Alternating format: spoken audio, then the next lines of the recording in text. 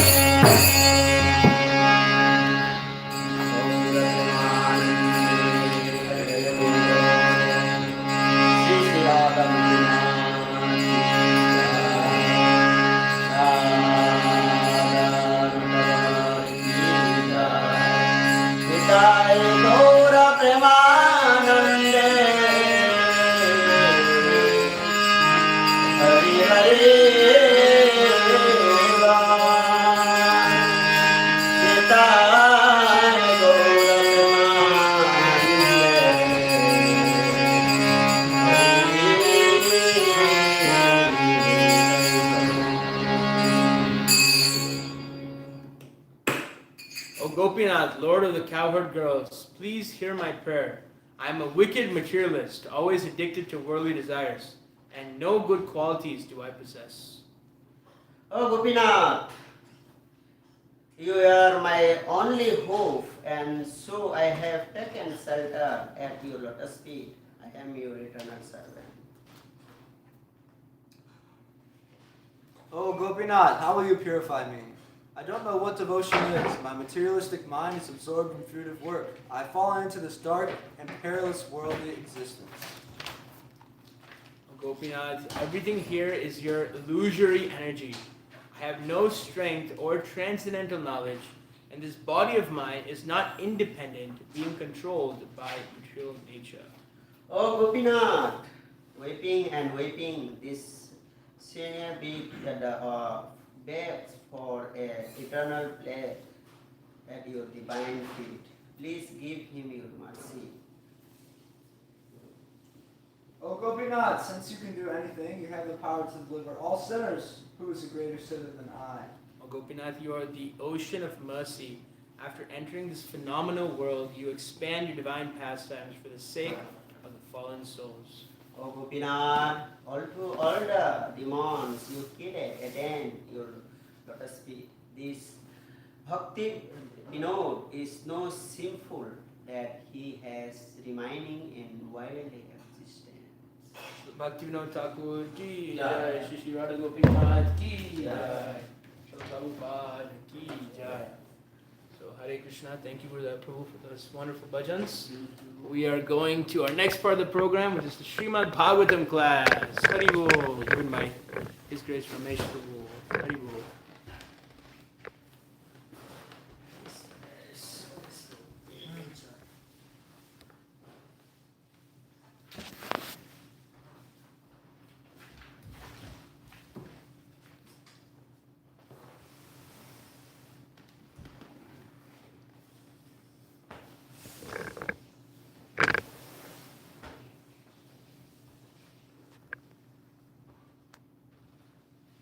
I can fix it. You want cartridge or something?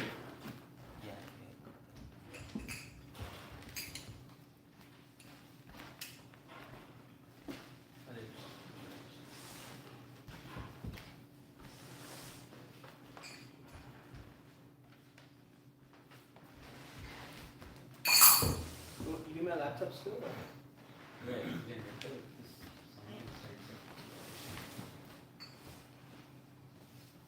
Do you share it with me? Do you share them with me?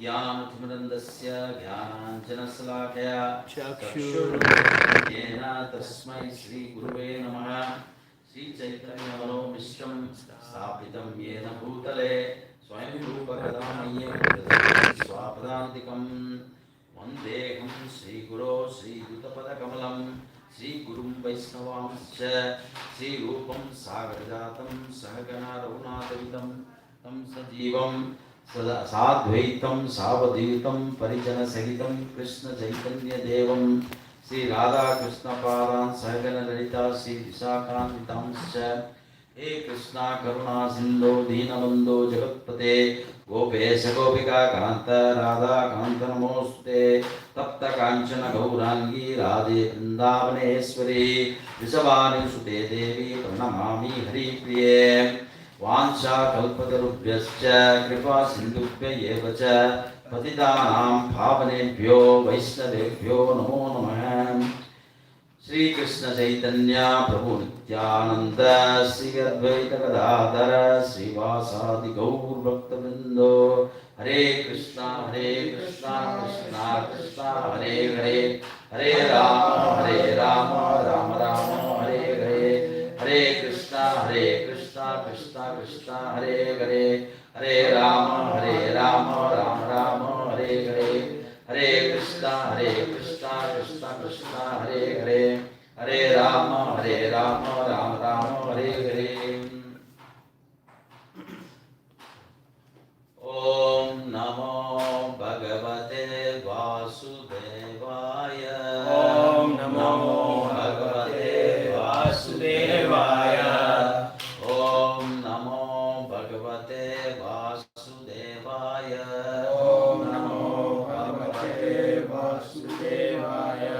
ओम नमो भगवते वासुदेवाय। Om Namo Bhagavate Vasudevaya.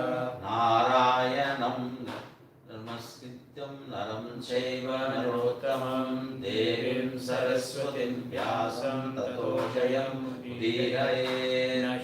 नष्टप्रायेषु भद्रेषु नित्यं भागवत सेवया Bhagwati उत्तमश्लोके भक्तिर्भवति नैष्टिकी। So we'll continue our reading of Kunti Manani prayers.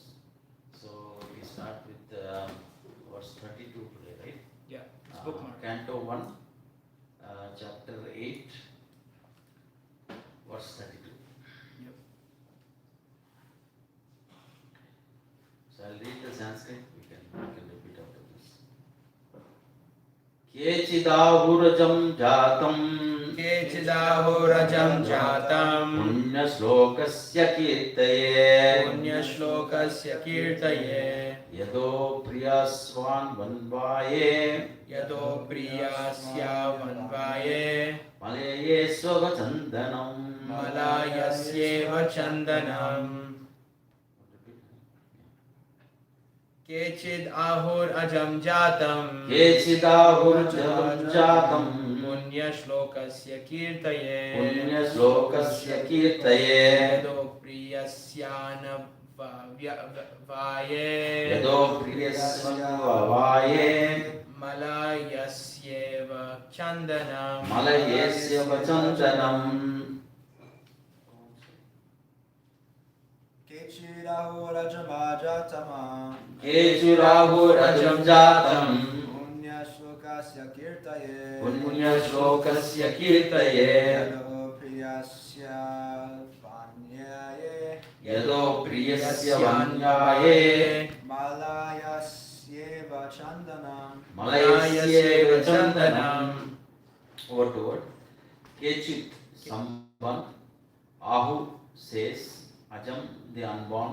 Jatam, being born. Punya Slokasya, of the great pious king. Kirtaye, for glorifying.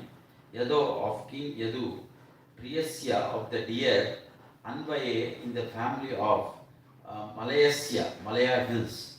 Eva, as Chandanam, sandalwood. Translation. Some say that the unborn is born for the glorification of pious kings, and others say that he is born to please King Yadu, one of your dearest devotees. You appear in his family as sandalwood appears in the Malaya hills. Purport by His Divine Grace A.C. Bhaktivedanta Swami Srila Prabhupada Ki Jai. Because the Lord's appearance in this material world is bewildering, there are different opinions about the birth of the unborn. In the Bhagavad Gita, the Lord says that He takes His birth in the material world, although He is the Lord of all creations and He is unborn. So there cannot be any denial of the birth of the unborn because He Himself establishes the truth. But still, there are different opinions as to why He takes His birth. That is also declared in the Bhagavad Gita. He appears by His own internal potency to re-establish the principles of religion and to protect the pious and to annihilate the impious. That is the mission of the appearance of the unborn. Still, it is said that the Lord is there to glorify the pious King Yudhishthira.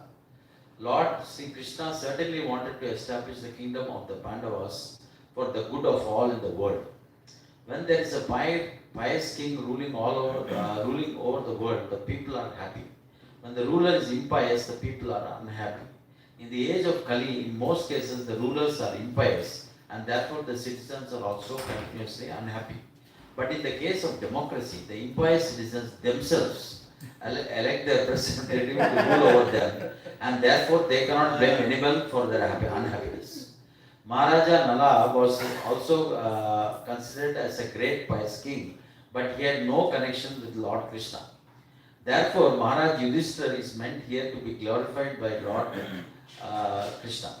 The Lord has already glorified King Yadu, having taken birth in his family. Although he is known as Yadava, Yaduvira, Yadunandana, etc., he is always independent of such obligation. He is just like the sandalwood that grows in the Malaya hills. Trees can grow anywhere and everywhere. Yet, because the sandalwood trees grow mostly in the area of Malaya hills, the name sandalwood and the Malaya hills are interrelated. Therefore, the conclusion is that the Lord is ever unborn like the sun, and yet he appears as the sun rises on the eastern horizon. As the sun is never the son of the eastern horizon, so the Lord is no one's son, but he is the father of everything that lives.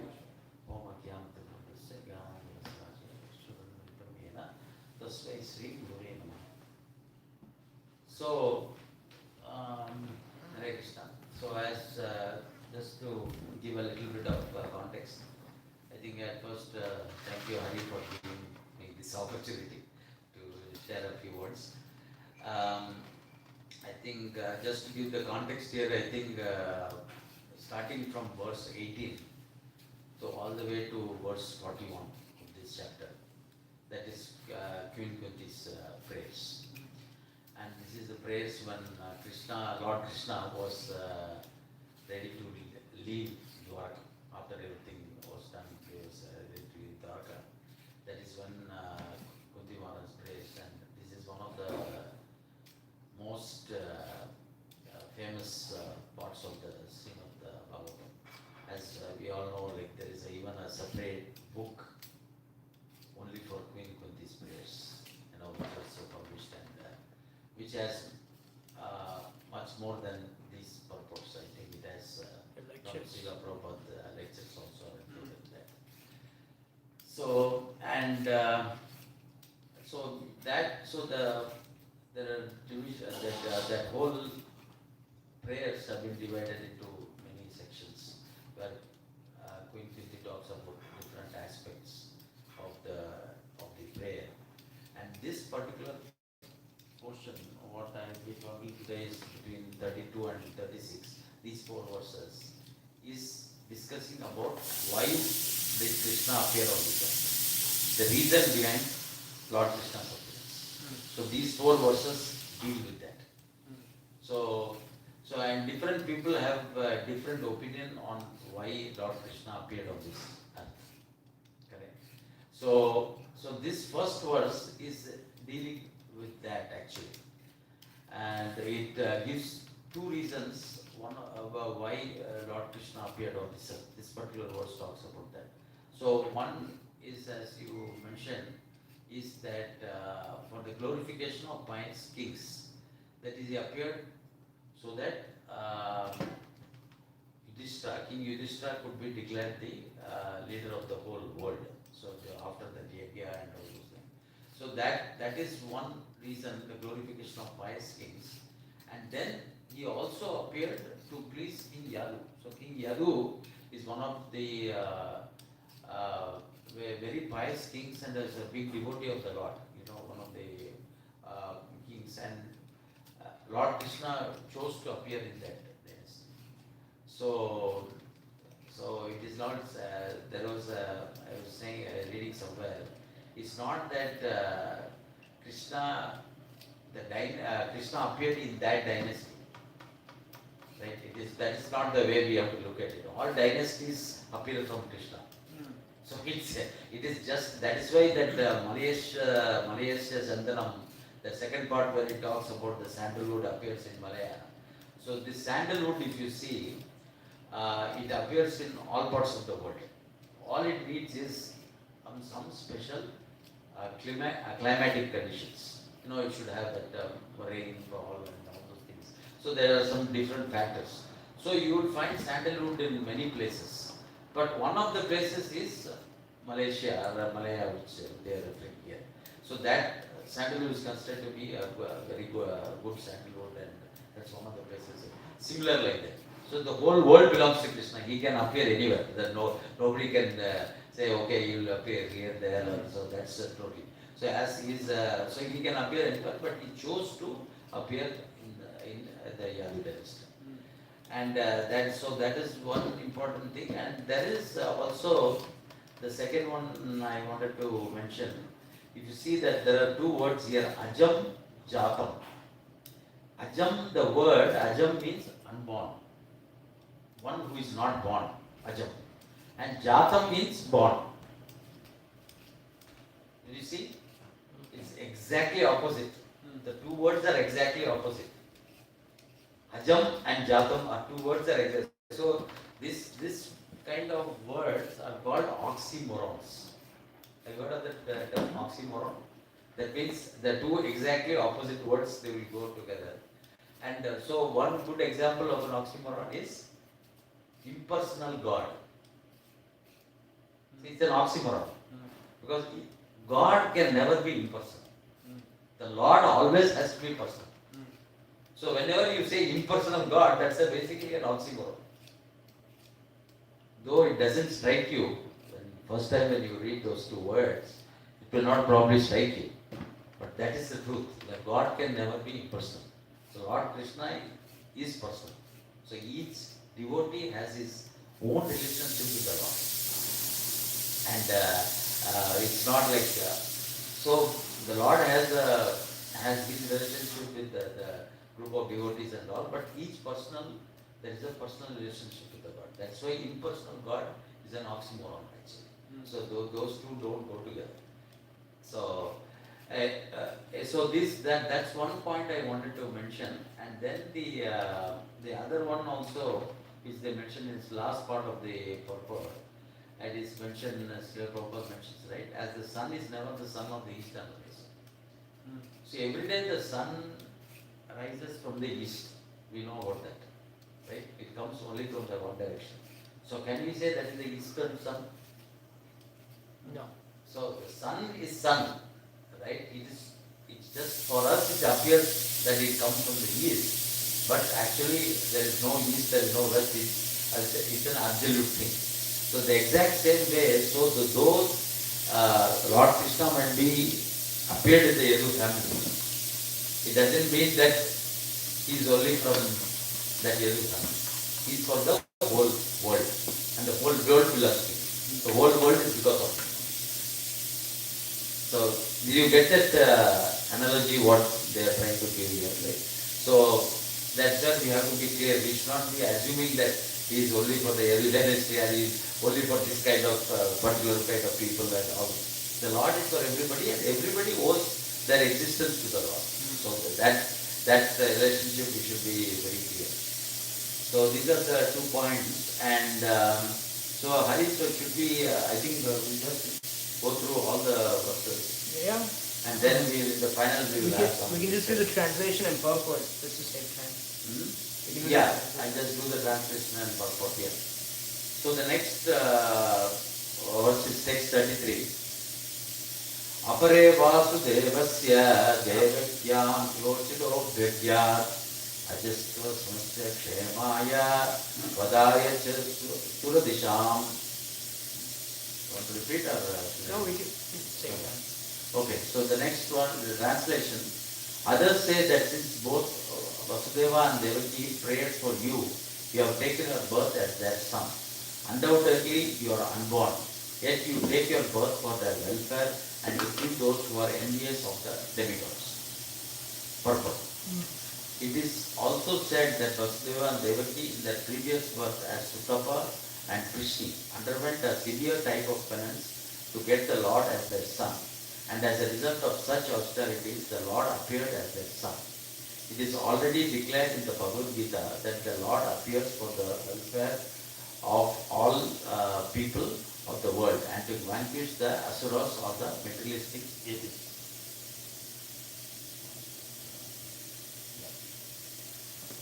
So this again we continue that. So the first one we said was the glorification of the pious kings, and then he appeared in the King Yadu's dynasty, Lord. So this second one is, why was he born? Again, he was born to glorify two big devotees of the Lord, that is Vasudeva and Devi. Both, as it was mentioned in the purport, both are like in their previous births they did a huge dance, and that's why the Lord was so happy with them that they appeared in their district. So that's what is being mentioned here. Sutapa and Krishna. And then definitely apart from that, it's to kill all these asuras, the materialistic atheists. So that is also one of the reasons why the Lord appears. So that was the next verse. Then the next 34. Bharavataranyanye bhuvo nama ivo didau Sidantya bhuri bharena jato hat bhuvartitit. So, translation. Others say that the world being overburdened like a boat at sea is much aggrieved, and that Brahma, who is your son, prayed for you, and so you have appeared to diminish the trouble. Purport. Brahma, or the first living being born just after creation, is the direct son of Narayana. Narayana as Garbhodakshaya Vishnu first of all entered the material universe. Without spiritual contact, matter cannot create. This principle was followed from the very beginning of the creation. The Supreme Spirit entered the universe, and the first living being Brahma was born on a lotus flower grown out of the transcendental abdomen of Vishnu. Vishnu is therefore known as Padmanabha. Brahma is known as Atmabhu because he was begotten directly from the father without any contact of Mother Lakshmiji. Lakshmiji was present near Narayan, engaged in the service of the Lord, and still without the contact with Lakshmiji, Narayana could begot Brahma. That is the omnipotency of the Lord. One who foolishly considers Narayana like other living beings should take a lesson from this.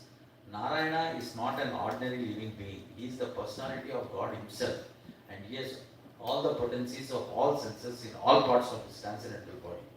An ordinary living being begets a child by sexual intercourse, and he has no other means to beget a child other than the one designed for him. But Narayana, being omnipotent, is not bound by any condition of energy. He is complete and independent to do anything and everything by his various potencies, very easily and perfectly. Brahma is therefore directly the son of the father and was not put into the womb of a mother. Therefore, he is known as Atmabhu. This Brahma is in charge of further creations in the universe, secondarily reflected by the potency of the omnipotent. Within the halo of the universe, there is a transcendental planet known as Vetadvipa, which is the abode of the Shirodakshaya Vishnu, the Paramatma feature of the Supreme Lord. Wherever there is trouble in the universe that cannot be solved by the administrative demigods, they approach Brahmaji for a solution, and if it is not to be solved even by Brahmaji, then Brahmaji consults and prays to the Shirodakshaya Vishnu for an incarnation and solution to the problem. Such a problem arose when Kamsa and others were ruling over the earth, and the earth became too much overburdened by the mischief of the Asuras. Brahmaji, along with other demigods, prayed at the shore of Shirodaksha ocean, and they were advised, Shirodaka ocean, and they were advised of the descent of Krishna as the son of Vasudeva and Devaki. So some people say that the Lord appeared because of the prayers of Brahmaji. So this is the third verse, I saying about the appearance of the Lord. So I think you might have heard like if you the big ships and all cargo ships and all those things.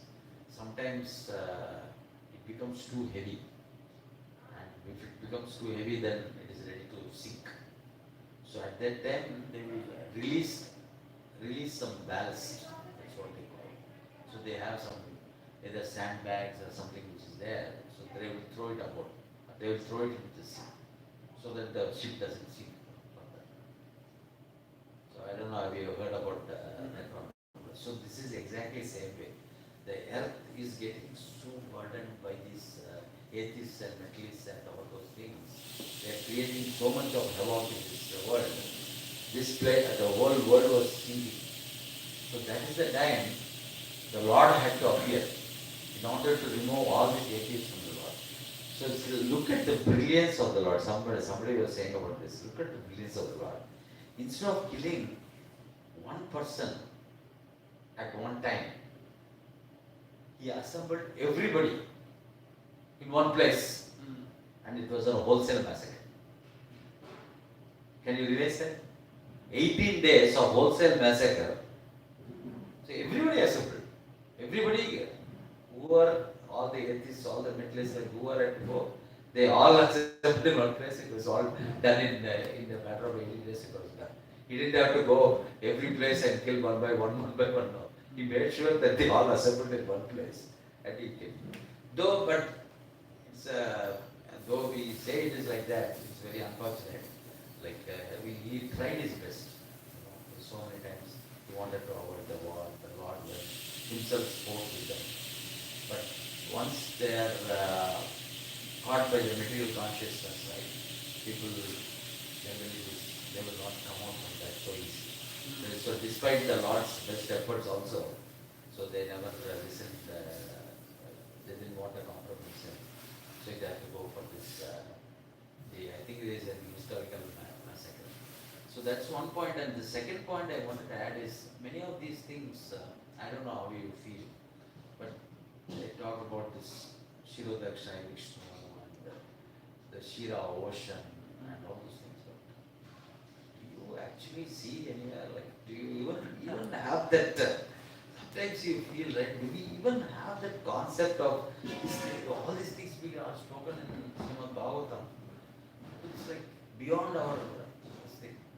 And that's what I was hearing on discourse. So that is saying, Maharaj was saying is, Maharaj was mentioning that see, these are beyond our comprehension, first of all. And second, we are not competent enough. We are not at that level to even realize these things. So at this point of Srimad Bhagavatam, just listen. You don't have to reserve your comment. You don't have to give your comments of this thing and all those things. There will be at some point of time when your realization will be there. Because there are definitely things which are beyond our intelligence. That we definitely know, right? So we know our intelligence is limited because we ourselves, we are not able to see what's going on in my back itself.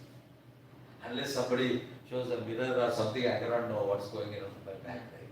So similarly, there are so many things which is beyond our intelligence. And the source of Srimad Bhagavatam is like a pure source. It's coming in the parampara. So all those things we have to keep in mind before even giving any kind of judgment or any kind of passing any comment and all this. So whenever we are approaching the scriptures, the first part is just listen. You don't have to give your comments and all those things. And that day will come by the mercy of the spiritual master and the Lord. You will realize all these things because there are so many other aspects in that. So these are the two things I saw in this verse. And I think the next one is 35, right? Yeah. Let me read 35. All doing time here, okay, right? Yeah. So 35. Bhavesmin Klishya Mana Mam Vidya Kama Karma Vi Sravasya Smaranar Harani Karishanati Kechana. Translation. And yet others say that you appear to rejuvenate the devotional service of hearing, remembering, worshipping, and so in order that the conditioned soul suffering from material pangs might take advantage and gain liberation. Purport. In the Srimad Bhagavad Gita, the Lord asserts that He appears in every millennium just to re-establish the way of religion. The way of religion is made by the Supreme Lord. No one can manufacture a new path of religion as is the fashion for certain ambitious persons. The factual way of religion is to accept the Lord as the supreme authority and thus render service unto Him in spontaneous love. A living being cannot help but render service because he is constitutionally made for that purpose. The only function of the living being is to render service to the Lord. The Lord is great and living beings are subordinate to Him. Therefore, the duty of the living beings is just to serve Him only. Unfortunately, the illusioned living beings, out of misunderstanding only, become servants of the senses by material desire. This desire is called avidya or nations. And out of such desire, the living being makes different plans for material enjoyment centered around a perverted sex life. He therefore becomes entangled in the chain of birth and death by transmigrating into different bodies on different planets under the direction of the Supreme Lord. Unless therefore one is beyond the boundary of this nations, one cannot get free from the threefold miseries of material life. That is the law of nature. The Lord, however, out of His costless mercy, because He is more merciful to the suffering living beings than they can expect, appears before them and remembering, serving, worshipping, praying, cooperating, and surrendering unto Him. Adoption of all the above mentioned items or any of them can help a conditioned soul get out of the tangle of nations and thus become liberated from all material sufferings created by the living being illusioned by the external energy. This particular type of mercy is bestowed upon the living being by the Lord in the form of Lord Sri Chaitanya Mahaprabhu. Amazing. So this is the next verse, again talking about, and this one particularly, I was listening to it. It's a very beautiful summary of the material world. This particular verse, if you see, very beautifully the whole material world, how it works and how we are entangled, that one is very clear. So there are three words about the material world entanglement, right? The first is what? Nations. Ignorance.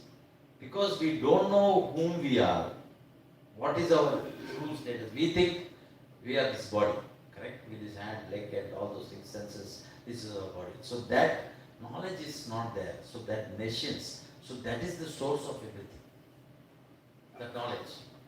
So from there what comes? From the nations, from that ignorance, avidya, what does it come?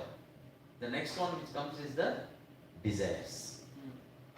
The desires are born out of these nations. That's why we have different types of desires. And as I was saying, like the outside world, they make it so attractive. The marketing and all is so attractive that they fuel this kind of desires, which are born out of ignorance. Because if there is a knowledge, then if I see you as a soul, my whole desire will be completely different. But as soon as I see you as a body, the whole desire is different, right? So that is what I'm saying. So the first part is avidya, ignorance, and from there you have desire. And what is the third part? That's the most important part. That is the karma. So you start doing action based on those desires. And as soon as you do that action, what happens? You get entangled in the the web. Keeps on going again and again. So you cannot go on. And that is where the Lord has appeared to give you a way out. And the most merciful, and you should be very, very lucky. We all, not only I keep saying you, but we all should be very, very lucky that we have appeared in the reign of Srila Prabhupada. Then we have Prabhupada's mercy and we have Mahaprabhu's mercy. All he said is chant the holy name. That's it. And that's why like tomorrow's class also will be very relevant, I think.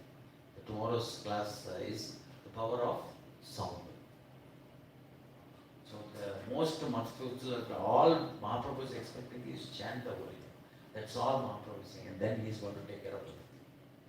If we sincerely chant the holy name, everything is taken care of. So that is the part we are talking about. So this was, that's why so it kind of in 3 words it summarizes the whole material existence. So Hari, what are those 3 words? Can you tell me? Which one? What you just said? Yeah, just that. So First start with avidya. You get nations. Okay. Nations. Then that leads to That leads to desires. desires. Perfect. Then it goes to karma. Yeah. And then the final is the karma. So I think I should at least once, because of these prayers, I will, whenever I am trying to do something, I'll just take a step back and reflect whether this is also getting part of the change. That's why as well as Jayadeva Maharaj also was telling, right? Nowadays it's become so, we don't even think, just swipe your credit card, just do this, just do that. Like, you don't even think for a minute what are you spending on, whether this is actually really required. All those, that thought process itself is not there. We have credit card, swipe it, that's it, try to get this. If there is no thought process or anything, this is exactly what being told here. And you see, and everything, once you swipe, you are into that circle again, because it doesn't leave you. Once you swipe, means what? Again you have to pay interest, you have to pay this thing, monthly payment, this payment, and it never ends. They will make sure that the time you leave this, you still keep paying your credit card. They'll make sure of that. So that's why every time we have to question, whenever we are spending, is this really required? Is this going to help me in my spiritual consciousness, in the glorification of the Lord? So that should be our fundamental question. If it is not, thank you. So we will bring more. Anyway, so I think we end with 36, right? This is the last verse, right? Very important verse. Yeah. So text number 36. Shinavanti Gayanti Grindvati Vikshanaha Abhikshnashaha Smaranti Nandanti Tavehitam Janaha Taeva Pashyantaricherena Tavakam Bhava Pravaha Paramam Padambujam. Translation. O Krishna, those who continuously hear, chant and repeat your transcendental activities or take pleasure in doing others doing so, certainly see your lotus feet, which alone can stop the repetition of birth and death. Purport by His Divine Grace on the song Srila Prabhupada Ki Jai. The Supreme Lord Sri Krishna cannot be seen by our present conditional vision. In order to see Him, one has to change his present vision by developing a different kind of life, full of spontaneous love of God. When Sri Krishna was personally present on the face of the globe, not everybody could see Him as the Supreme Personality of Godhead. Materialists like Ravana, Hiranyakashipu, Kamsa, Jarasandha and Sisupala were highly qualified personalities by acquisition of material assets, but they were unable to appreciate the presence of the Lord. Therefore, even though the Lord may be present before our eyes, it is not possible to see Him unless we have the necessary vision. This necessary qualification is developed by the process of devotional service only, beginning with hearing about the Lord from the right sources. The Bhagavad Gita is one of the popular literatures which are generally heard, chanted, repeated, etc. by the people in general. But in spite of such hearing, etc., sometimes it is experienced that the performer of such devotional service does not see the Lord eye to eye. The reason is that the first item, Sravana, is very important. If hearing is from the right sources, it acts very quickly. Generally, people hear from unauthorized persons. Such unauthorized persons may be very learned by academic qualifications, but because they do not follow the principles of devotional service, hearing from them becomes a sheer waste of time. Sometimes the texts are interpreted fashionably to suit their own purposes. Therefore, first one should select a competent and bona fide speaker and then hear from him. When the hearing process is perfect and complete, the other processes become automatically perfect in their own way. There are different transcendental activities of the Lord, and each and every one of them is competent to bestow the desired result, provided the hearing dealings with the provided the hearing process is perfect. In the Bhagavatam, the activities of the Lord begin from his dealings with the Pandavas. There are many other pastimes of the Lord in connection with his dealings with the Asuras and others. And in the 10th canto, the sublime dealings with his conjugal associates, the Gopis, as well as with his married wives at Dwaraka are mentioned. Since the Lord is absolute, there is no difference in the transcendental nature of each and every dealing of the Lord. But sometimes people in an unauthorized hearing process take more interest in it about his dealings with the Gopis. Such an inclination indicates the lusty feelings of the hearer. So a bona fide speaker of the dealings of the Lord never indulges in such hearings. One must hear about the Lord from the very beginning, as in the Srimad Bhagavatam or any other scriptures, and that will help the hearer attain perfection by progressive development. One should not therefore consider that his dealings with the Pandavas are less important than his dealings with the Gopis. We must always remember that the Lord is always transcendental to all mundane attachment. In all the above mentioned dealings of the Lord, he is the hero in all circumstances, and hearing from him or about his devotees or combatants is conducive to spiritual life. It is said that the Vedas and Puranas, etc., are all meant to revive our lost relationship with him. Hearings of all the scriptures is essential. So amazing. Thank you, Prabhu, for joining. So this is the last verse from the point of like why the appearance of the Lord. So this is the fourth verse of that. So here it is very clearly mentioned that the Lord appeared here so that the devotional service can continue. So and that's what and the second part of this purport, Srila Prabhupada makes it very clear. See, anything associated with the Lord is also on the absolute platform. So and if we start differentiating anything, like Gurudev Prabhu does so many services, right? I'm just giving an example. He does so many services, right? He does daily services. He cleans each and every part of the temple here. But you cannot differentiate. So this service is higher service and this is low service. Nothing like that. Anything related with the Lord, any service you do to the Lord, it is equally the same way. That is exactly what it is. So that way, anything associated with the Lord is on the absolute plane. That is what it meant. So some people, when they read Bhagavad Gita, they will skip chapter 1. They will directly go to chapter 2. It's not wrong or anything like that. What it is there is, you need to understand, even in the chapter 1, if you look at the chapter 1, it's very foundational chapter. It actually gives you the whole context of the Bhagavad Gita and it's full of names, the different names and all those kind of things. So people think, okay, this is all the history and all. Let's go on to chapter 2. That's not how it is. Even those names, even the small things, those are absolute. And even there was a mention also. If you see the first verse of Bhagavad Gita, who spoke? Dhritarashtra. Dhritarashtra was. And Dhritarashtra is considered to be one of the not one of the great characters of Bad he guys. he had his own failings and all those things and all, but still the whole Bhagavad Gita opens with him. So what does that show? That shows even such a person will get transformed if he comes in touch with the Lord.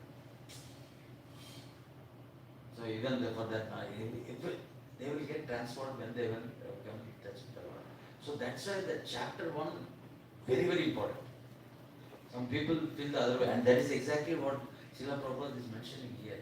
It's like never feel, so anything, this is all on the absolute platform. Anything related to the Lord is on the absolute platform. And this kind of feeling that, he's dealing with the Pandavas are not more important than the gopis and all those. So that is all, this is all like, probably it's more of illusion, but if he is a true devotee, he will not have any such feelings. For him, everything is the same. And again, so this, how much of the devotional aspect has been stressed here. So that's why clearly Prabhupada mentioned in the last sentence, right? Srila Prabhupada, hearing of all the scriptures is essential. So the more we listen, and this is also I was hearing what is the legacy of Lord Krishna? He left all these pastimes for us. All we need to do is just dive into these pastimes. Read all of and you will get associated with Lord Krishna. He made it so simple.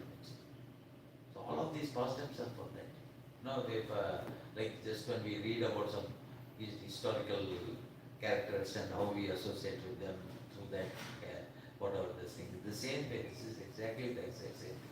So the more we associate with the pastimes of the Lord, the more we get associated with the Lord.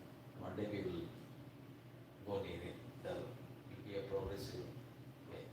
So I think this was this one we had till this one course, right? Yeah, 36. And as clearly mentioned, right, the only way we can get out of this cycle of the samsara, how do we get out of this repetition of birth and death? Continuously remembering and The lotus feet, the lotus feet. The lotus feet of the Lord is the only way we can come out of that. The best way to, in Kali Yuga, the only way to get to the lotus feet of the Lord is through the holy name. The holy name has got everything. So, yeah, I think that's all I had. How are we doing on time? Yeah. We are good on time, right? We can take a few questions. Yeah. Hare Krishna Prabhuji, Thank thank you. you so much. Such an excellent class. Oh my God. Yeah. So I think it was the text, maybe 33, talking about Vasudeva and Devaki. This is more of just a curious question. So this talks about how Vasudeva and Devaki prayed for him and faced a lot of austerities, and the Prabhupada talks about how they faced a lot of austerities to have Krishna born as their son. So I just wanted clarification, between the difference between Yashoda and Nanda Maharaj and Vasudeva and Devaki. Are they both in past lives facing severe austerities, or one of those parents actually the eternal parents of Krishna?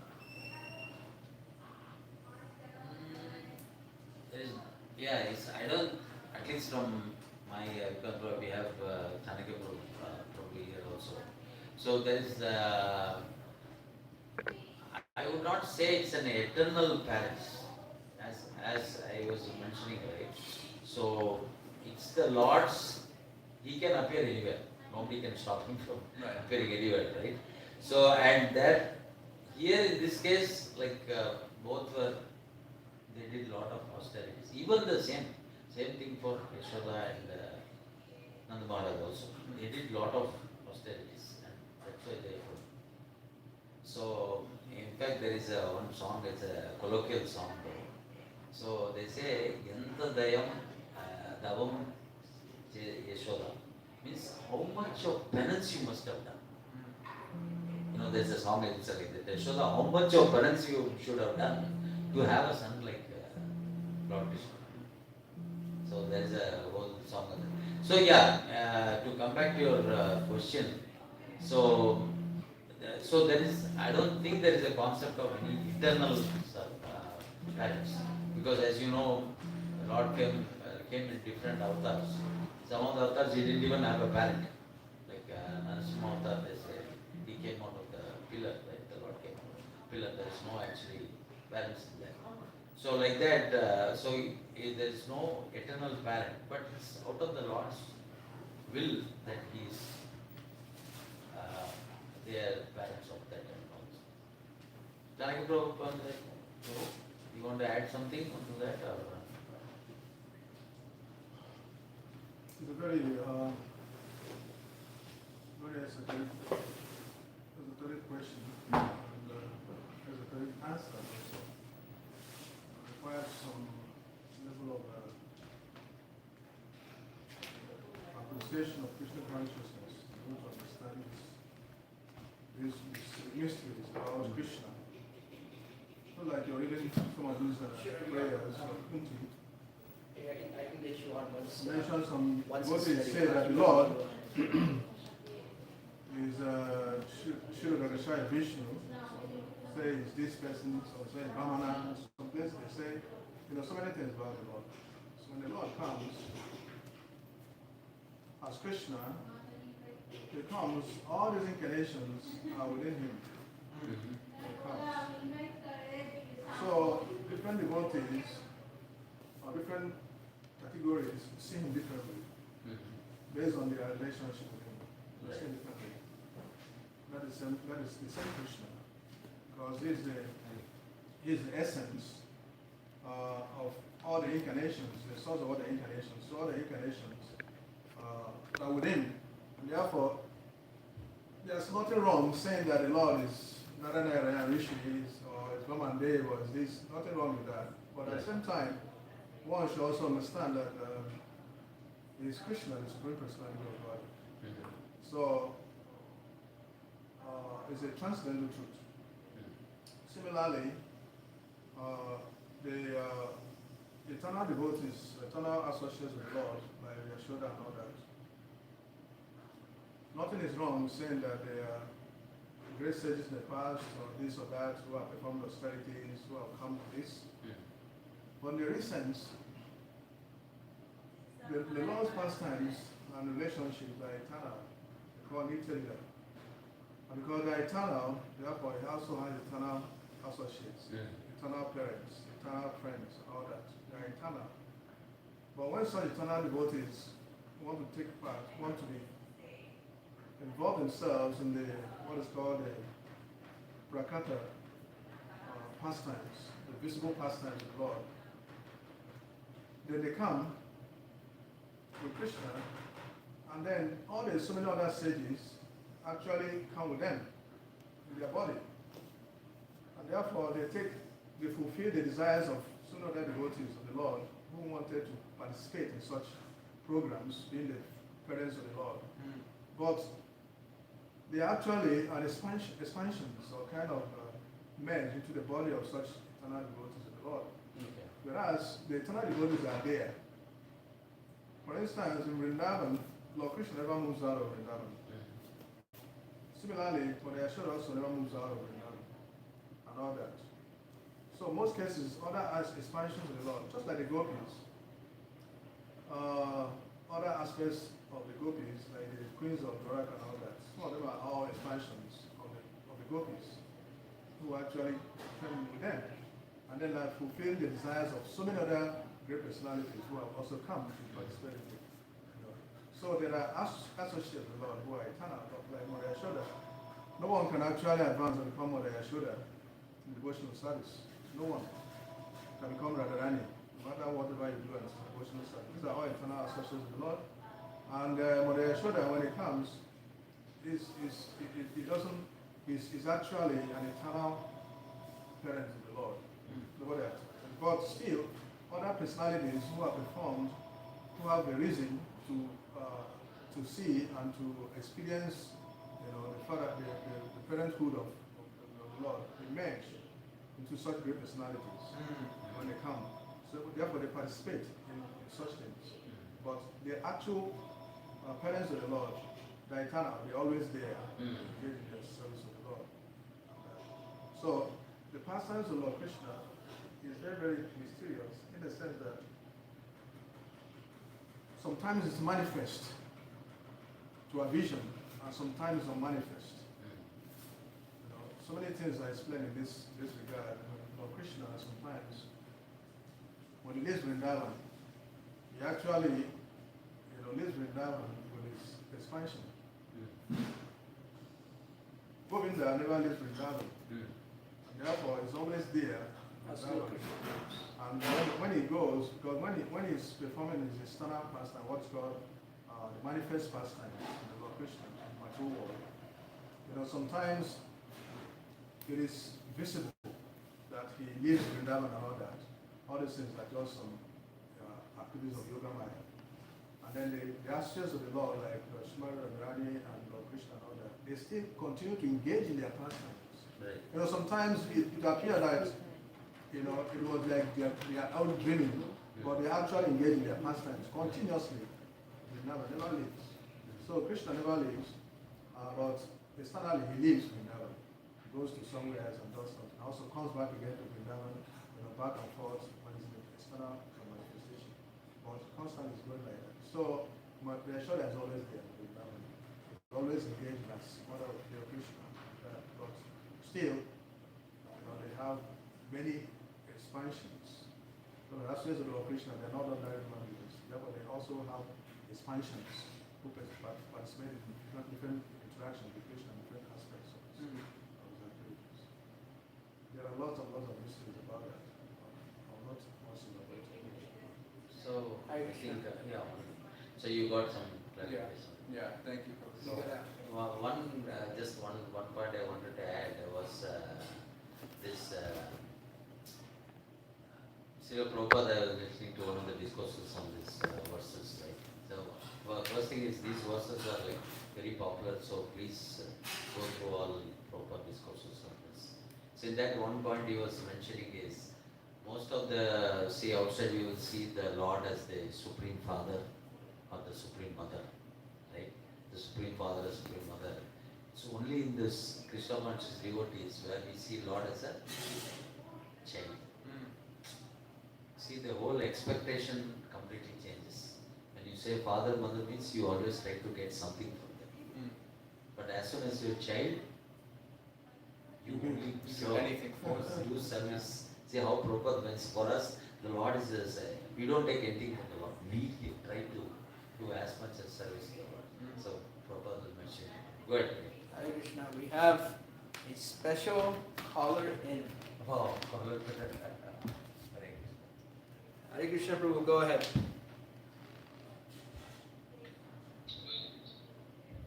Can you hear me? Yeah, I can hear you. Hare Krishna, Ramesh, very nice. I'm missing the physical lectures, just you can watch it through the YouTube right now. Yeah, so Prabhu, that's class. So just one comment. So about the personalism and the impersonal aspect of Krishna. So you will come to that verse very soon. Maybe you already cast this. So Vadanti Tat Vilas, Jnanam. Second chapter. Yeah, so Paramatma, Bhagavatam is separate, that's what is there. So Gaudiya Vaishnavism philosophy, Achinta Veda Tattva, it says God, a supreme absolute truth, is both person as well as imperson. So imperson, but is an aspect of it, but it's incomplete. Correct. So it's not just only person, but it has an impersonal aspect of it. But what impersonal says, he only has impersonal. That we differ. But we do agree that he has impersonal aspect. Right. Not we, when you say we, the Shastra itself says that. Correct. But that's the reason Chaitanya Mahaprabhu concluded that Achinta Veda, Veda Aveda. So it's both impersonal as well as personal. Correct. But the personal aspect is the predominant and the primary aspect of it. That's the reason we relate with person. Correct. If somebody only likes the personal aspect of it, that's where Krishna says in Bhagavad Gita, Klesho Vikataram Tesha, Avdakta Chasta Chestam, Avaktahi Gatira, Deha Vigrahavitve. So that's painfully, unwillingly he accepts that, but he will never reject that. So that's not what he recommend. That's what he says. Yogina Sarvesa, Makatera Prasabda. But out of all yogis, the personal yogi is the better. But the personal yogi has no space because everybody has a freely. Right. So that's how I recommend. Thank you, Prabhu. Yeah, it's a very. Thank you, Prabhu. It's very true. Like actually, I remember that example which Chaitanya Prabhu used to give about that verse, right? It's a very beautiful explanation he used to give. So he used to mention, like, if you know some halwa, right? Halwa is being cooked in the kitchen. So the first thing is you get the smell, right? So that's one level of realization. The second level of realization of the halwa is you actually physically see the halwa, right? The texture and all those things. But the third realization, third level is when you actually taste the halwa, right? The actual halwa is like when it goes and it's the tongue, right? That's the final realization. So that was the three type realizations. The halwa is the same, but our realization is in three parts. So the first one, when you just smell, that's the impersonal realization. You just get a feeling of the Lord being there. But as you go deeper, right, and that is the Bhagavan and then Paramatma. So the Paramatma first and then the Bhagavan. So that are the three levels of realization. He gave a very beautiful example. This is exactly what Prabhu was telling. If we stop at that impersonal, then we are missing the point. So it's not that. So impersonal is just one aspect of the Lord. So Even in Canto Yeah. 5, Srimad Bhagavatam, in Maharaj Rishabhadev's teachings, it's saying that you should, Maharaj Rishabhadev is telling his sons that you should, Maharaj Rishabhadev is not different from the Supreme Personality of Godhead. And he's telling his sons very good instructions, Canto 5, Chapter 5. He's saying that you should get association of the Mahatmas. And then it says in the translation itself, Mahatmas may be personalists or impersonalists by the qualification of the Mahatma. You know, so if you look at strict impersonalists, not hodgepodge, mixed sense gratification with impersonalism. If you look at the strict impersonalists, they're actually quite strict in their sadhana. They're quite strict in their dealings. They don't do any sense gratification. They're very strict, but they're impersonalists. And from them we can get association with how to get to the Mahatma platform.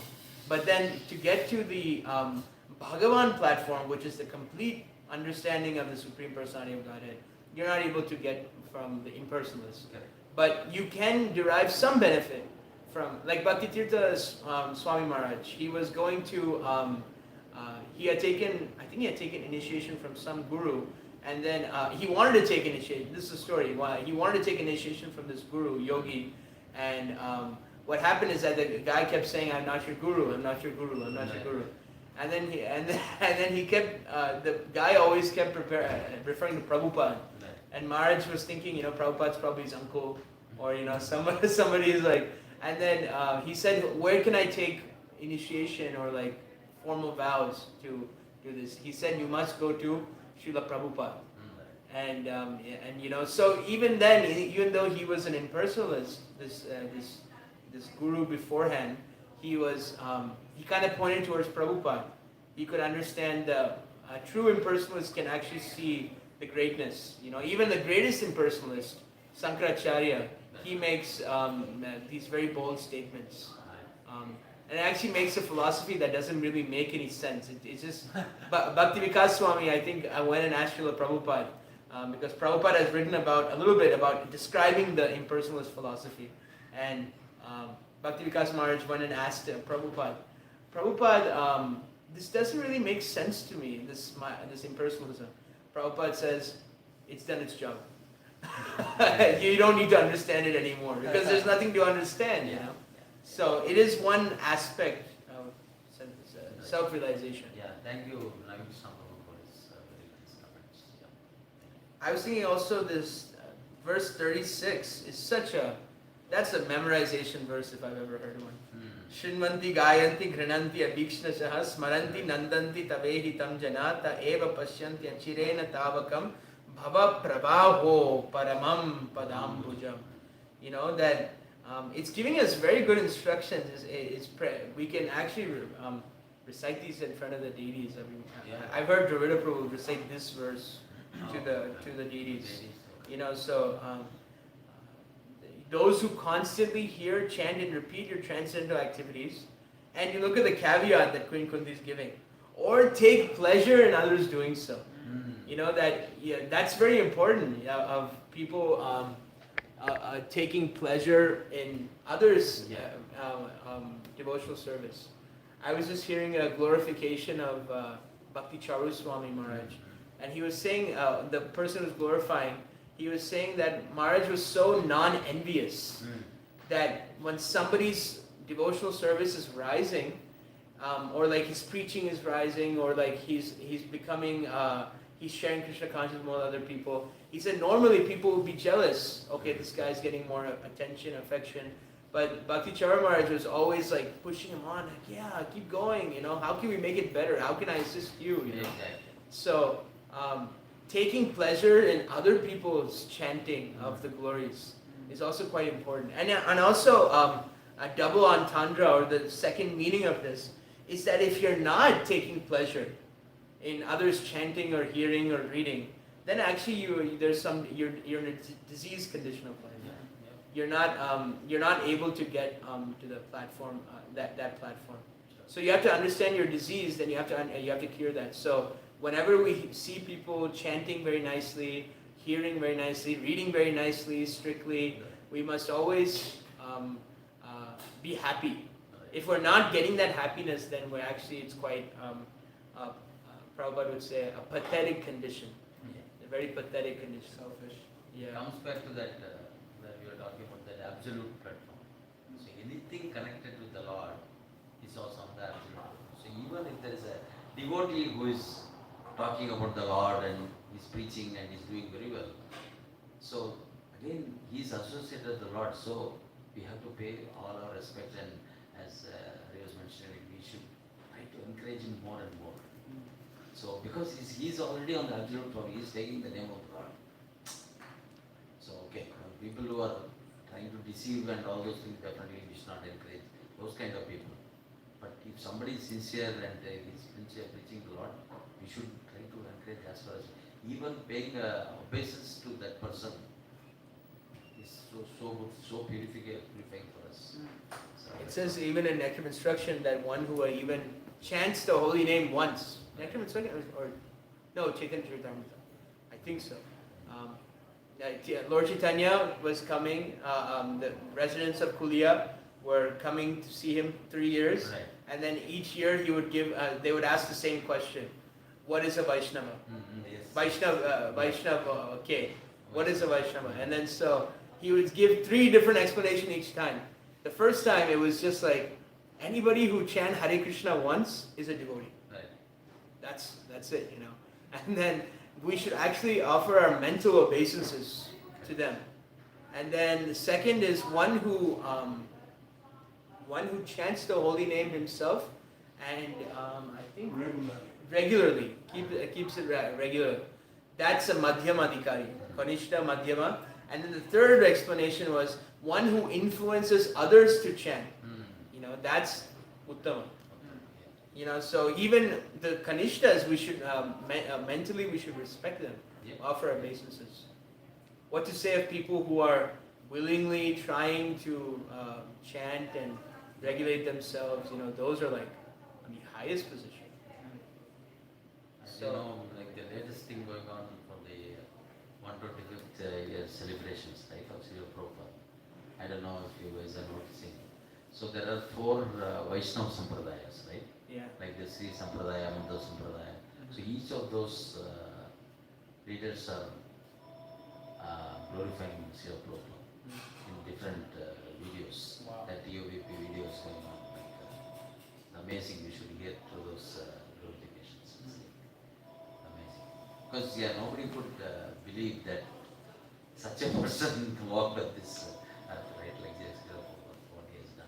You were saying something? So I just had a question. So Sampradaya is like the succession, right? Like, Yeah, exactly. like true succession. So Right. like the Shiva Sampradaya would be like Exactly. direct succession from one Shiva. Yeah. See, so these are the four Vaishnava Sampradayas, which is legally, which is taking us to the Lord. Okay. So that's why even the purports Prabhupada clearly mentioned, right? We should listen only to these Sampradayas. We should not be listening outside because the message will get distorted. And that's one of the reasons, right? There are so many versions of the Bhagavad Gita. And all those Bhagavad Gitas were there, but they didn't do any kind of transformation. But this one particular Bhagavad Gita, how is that it kind of revolutionized the whole world? The reason is it was coming in the Prabhupada. And the purity was there. Prabhupada's purity was there. Thank you, Hari. Okay. Thank you. Grantaraj. You'll pause our Bhagavatam. His Grace Bhakti Ramesh Prabhu ki Hare jai. Srila Prabhupada ki.